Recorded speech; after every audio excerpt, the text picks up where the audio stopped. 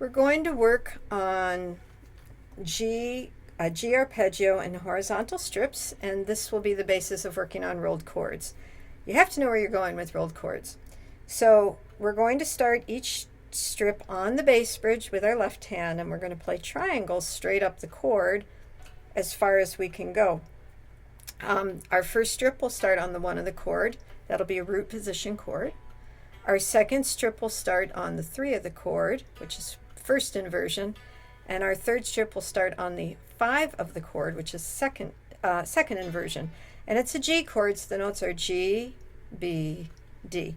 And you'll pretty much cover most of your G chord on the instrument with this exercise.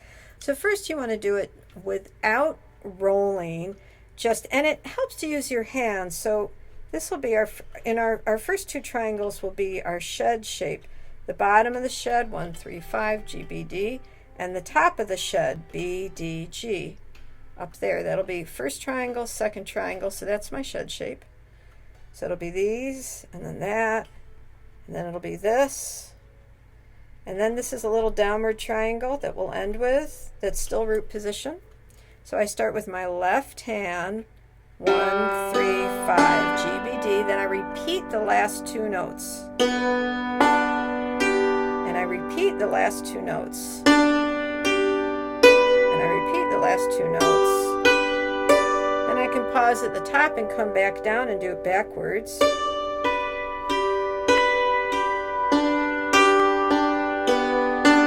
And end with two notes at the end, so it doesn't sound like you're falling off a cliff. Now, as you do that, the hand that's accenting is the first note of each triangle.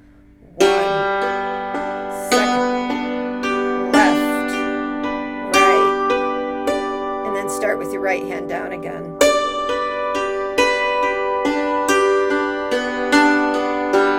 So when you're pretty good and you know those, then let's go back and play one triangle, the first triangle, and then roll it. Now, when you're rolling a chord, the accent is on the final note, it isn't but-a-dum, it's but-a-dum, but-a-dum, like a little drum roll.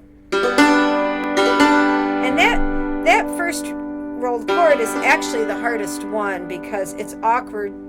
Normally, if I'm starting a rolled chord on the bass bridge, I will start with my right hand if I can, which would be this. That's much easier ergonomically than this.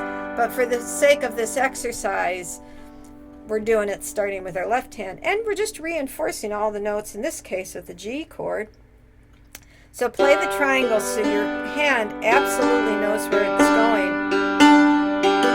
The hand in the middle just strikes the note once. It's not bouncing, it's a single stroke. And then you do your next triangle. This time my right hand has to go from 3 to 8. And that's like a skipping stone. I use the bounce of this but I give it a little push at the end so the accent comes on the end. Play the triangle slowly so you know where you're going. That one's pretty easy. And the last one is actually the easiest because my hand's just going, it's super easy to get it to bounce straight across. And if you're industrious, you can practice rolling down too.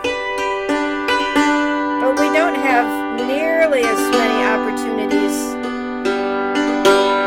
We don't have as many opportunities to roll down as to roll up. Okay, that was my first strip. Then my second strip starts on the 3 of the chord, starts in first inversion. So I have 3, 5, 1, B, D, G. And then I'm working into my shed shape up here. So my first triangle will be B, D, G. My second triangle, you always repeat the last two notes. Second inversion, D, G, B. Then I have the bottom of my shed and the top of my shed. So starting with my left hand, 3, 5, 1.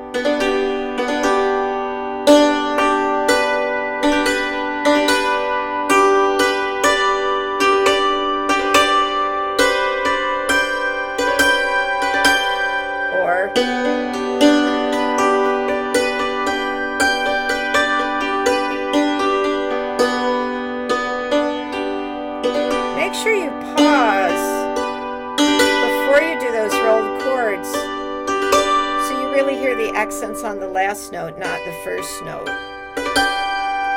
Now we're up to our final strip. Now remember, a chord is 1, 3, 5, 8. 5 to 8 is a fourth. A fourth on the dulcimer is positionally the same upper group, so white to white would be a fourth. One above a white to one above a white is a fourth.